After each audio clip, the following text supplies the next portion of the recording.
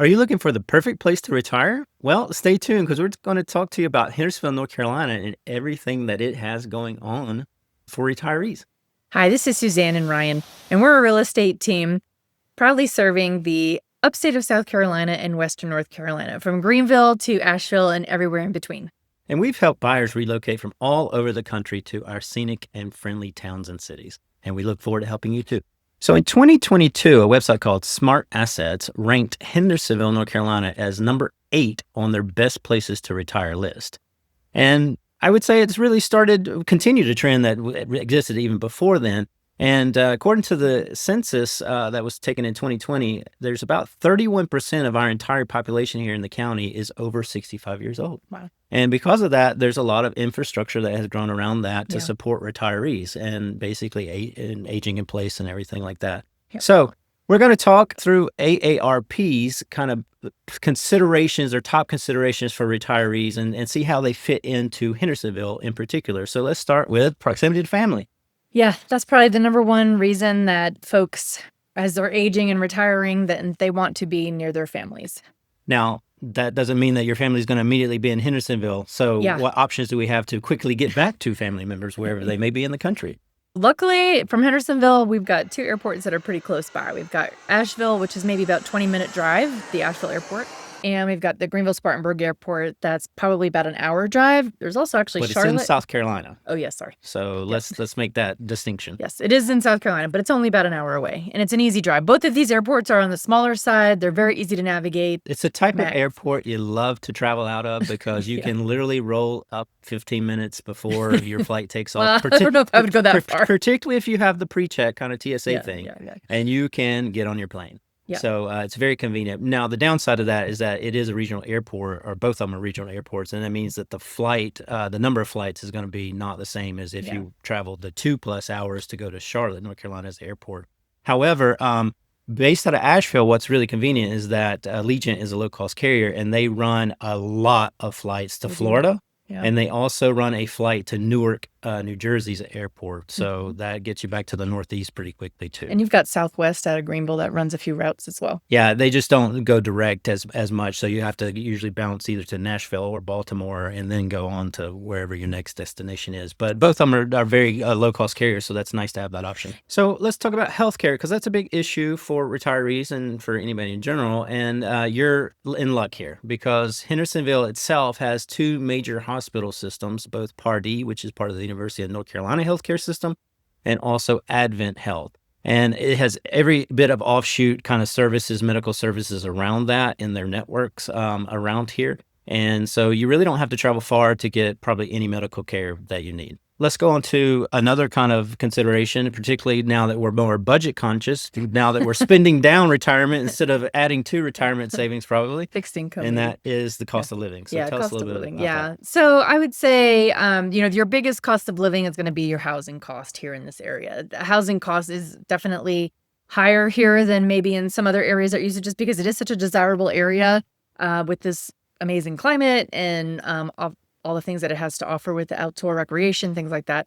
It's a popular area to come to, and so housing costs are a little bit higher. I would say everything else probably tends to be, on average, I think North Carolina kind of falls maybe in the middle of nationally of for taxes and, everything, groceries and all that, I would say are probably, gas prices, all that. It's probably pretty average in terms of how it ranks nationally.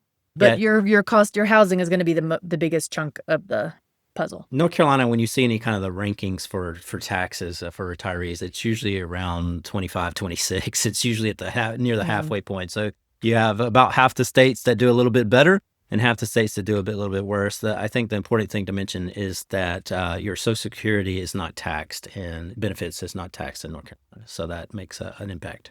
Another big thing for retirees is climate and weather, because you want to be active, outdoors, engaged. And guess what? Hendersonville is called the City of Four Seasons.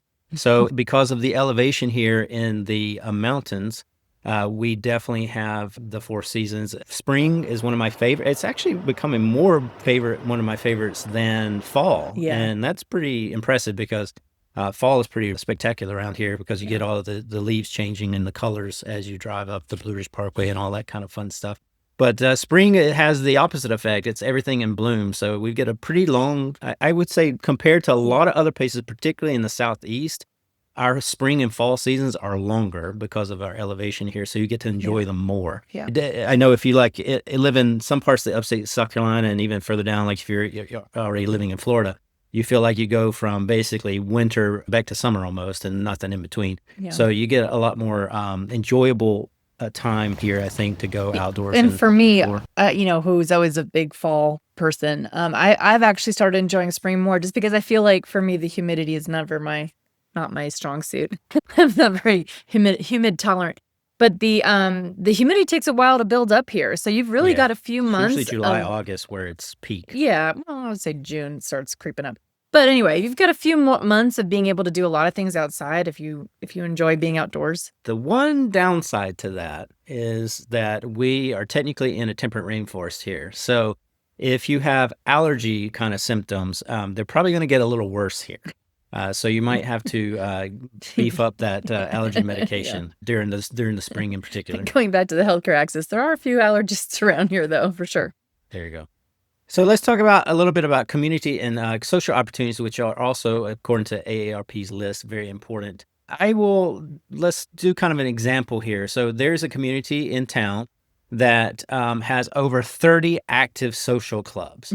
So some of this can be just buying into the right community and having that built-in, kind of convivial, framework, things already going on. But even if you don't do that, you can find these opportunities in town through Facebook, through other means of connection.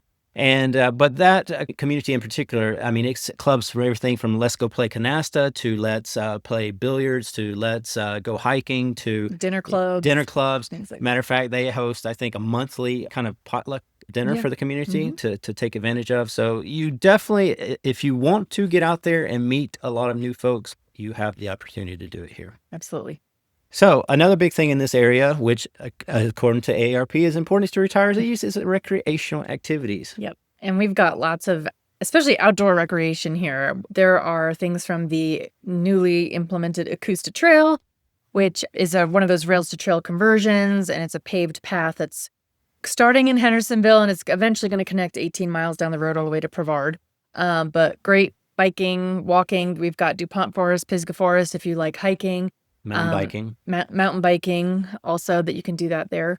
Waterfalls, there's tons of waterfalls in this area. The Blue Ridge Parkway is not too far away also for those scenic drives if you're not so much into hiking, but you can also drive those roads and get good views and vistas as well, long distance views. And if activity is not your thing, there's all sorts of clubs and organizations for other things. So we have a really big artistic community here.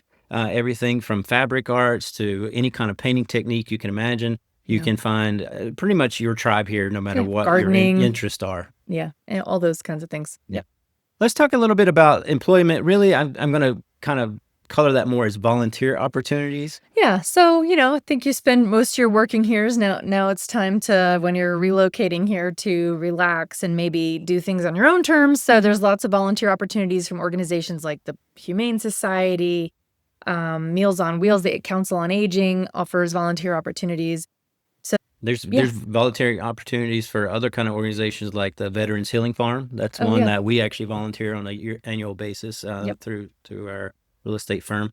So there's all kind of volunteer opportunities to keep you engaged and build more of a community around your interest. Let's talk a little bit about, I think, one of the things that is absolutely critical when you move to a new area, but we kind of take it for granted here in terms of our options that are available to retirees, and that's housing. Mm-hmm. So you can have everything from a single family home to condos to townhomes that are more turnkey, that don't require yard maintenance and that sort of thing. I will caution you, though. The one thing that we don't have is the equivalent to like a Del Webb community or a Villages that you might have heard about in Florida, where it's a massive kind of community with tons of amenities. Those really are few and far between. We don't have some, them, actually. Well, we do have some 55-plus communities. They're not as extravagant and on the scale of amenities as what you would see in Florida, as an example. They tend to be manufactured homes on lease lots. Could be. Yeah. So, but there, outside of the housing, when you do need to transition and have more of an assisted living kind of approach, I think that's where Hendersonville really steps in compared to other areas Yeah, because there's a lot of options to whether you need to want to buy into a community like Carolina Village, where mhm. you can be living independently, but then there's a plan for every I other kind of yeah, step in as life your that you needs need. grow, yeah. Yeah, there's a lot of, anything from rehabilitation to, assisted living facilities to more acute care to 24/7 care options that are in this area as well. Now that you've heard a little bit about Hendersonville, tell us if it sounds like a place you'd like to retire to, or what maybe other towns you're exploring as you're looking to relocate and retire somewhere.